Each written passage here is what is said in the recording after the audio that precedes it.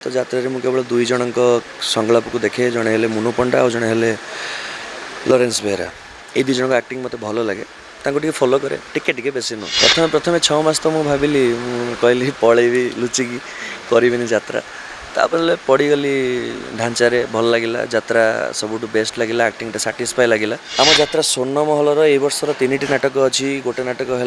तो ना पाखे मो ना लेखा आउ गोटे नाटक हूँ शुण हे राम कहानी आउ गोटे नाटक हूँ तो स्त्री रण मत सिंदूर दबु आपन तो आसते तो ना पाखे मो ना लेखा आमको आपको केमी लगी भल लगी तो सहीटा जमी भल कहानी था ये दुईटा भी सेमती ताठू आहरी अधिक भी भल हो पारे आपण मैंने आसतु आम स्वर्णमहल नाटक देखूँ मुझे आपण मानक कथा दूसरी आपण मान मन को निश्चित छुईब आप चेयर उठिक लास्ट पर्यंत जीवेनि ये मुझे कथा दूसरी नुआ नाटक नाटक सेकेंड नाटक चलती आज्ञा चाहिए सेकेंड नाटक शुण हे राम कहानी गोटे पौराणिक कथा को लेकिन आधुनिक नाटक बहुत भल लगुच पॉजिटिव चरित्र अच्छी पैथेटिक चरित्र अच्छी रामंकर सान भाई ही तो सहित जमी लक्ष्मण भाई को साथ दौले सेमती मुझे साथ दूची माँ को भी प्रतिवाद करुँची माँ को तू बनवास पड़ा तो माँ को मुझे गाड़ी दूची से बनवास जाऊँ मुझे मुझे तुम सागे जी मु घरे रही एमती चरित्र भल चरित्र अच्छी राम भाई लक्ष्मण कहली बा पौराणिक कथा को लेकिन आधुनिक नाटक आधुनिकतार लोक जहाँ बुझा कथा बुझ हाँ दाढ़ी कौन अच्छी चरित्र लोक देखा दरकार ना यहाँ तो फैशन ना क्या फॉलो कर मुझे अभिनय करने को सीरियल को आसिली से अनुभव भाई को फॉलो करके आसती किंतु यात्रा टे निरा प्रकार एक्टिंग अच्छी तो यात्रा मुझे केवल दुई जन संलाप को देखे जड़े हेले मुनु पंडा और जड़े हेले लॉरेंस बेहरा ये दुई जन एक्टिंग मत भल लगे टे फॉलो करे टिके बेसी नुह चाकर कौटी आमर मुनु पंडा जी डॉक्टर कैरेक्टर कर सत्य प्रक्षी कैरेक्टर सुभाष भाई रंगमहल कर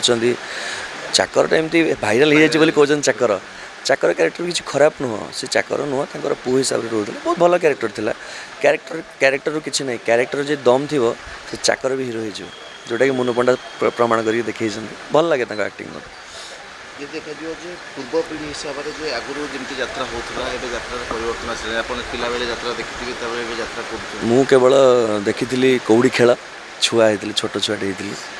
आ गोटे देखी दुख देगला दरदी बंधु मुझे यात्रा किसी देखनी मु बेसी लाइव देखी मुझे के देखनी एत मुझे आसली यात्रा से 2 मास खंड यात्रा देखिकी आसली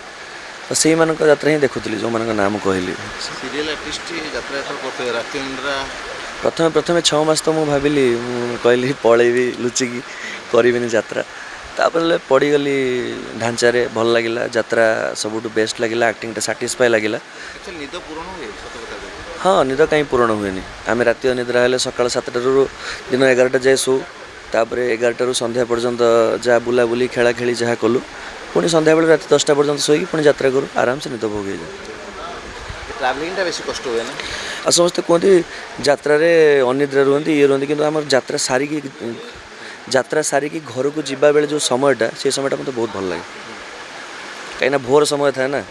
सब बढ़िया लगे से सुनसान पूरा शांति से समय घर को जो जीवा गाड़ी चलेगी बढ़िया लगे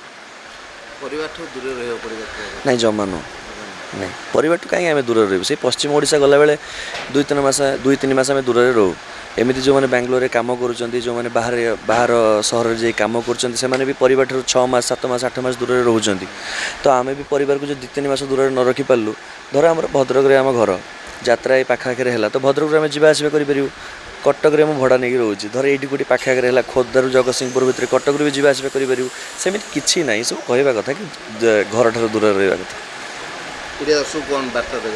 ओडिया दर्शक को मुझे बार्ता देवी आम यात्रा स्वर्ण महलर ए वर्षर 3टी नाटक अच्छी गोटे नाटक है तो ना पाखे मो ना लेखा आउ गोटे नाटक हूँ शुण हे राम कहानी आउ गोटे नाटक हूँ तो स्त्री रण मत सिंदूर दबु आपन तो आसते तो ना पाखे मो ना लेखा आमको आपको केमी लगी भल लगी तो सहीटा जमी भल कहानी था ये दुईटा भी सेमती ताठू आहरी अधिक भी भल हो पारे आप मैंने आसतु आम स्वर्णमहल नाटक देखूँ मुझे आपण मान कथा दूसरी आपण मान मन को निश्चित छुईब आप चेयर उठिक लास्ट पर्यंत जीवेनि ये मुझे कथा दूसरी।